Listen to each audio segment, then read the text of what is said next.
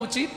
আমি বলছি না যে আপনি মালা তিলক করে রাস্তায় রাস্তায় ঘুরুন, পারবেন না কেন? এটা কলিযুগ। এই যে আজকে আপনারা তিলক করেছেন, সবাই কিন্তু বাড়িতে তিলক করেননি। এখানে এসেছেন বলে কিছু মানুষ বরাবর সে দেখলেই ধরা যাবে, আর কিছু মানুষ আজকের জন্য সেজেছে। যাই হোক, সাজা ভালো, সাজতে সাজতে যদি সাজা হয়ে যায়। তবে আমি বলছি না যে তুমি মালা তিলক করে রাস্তায় রাস্তায় ঘোরো, পারবে না।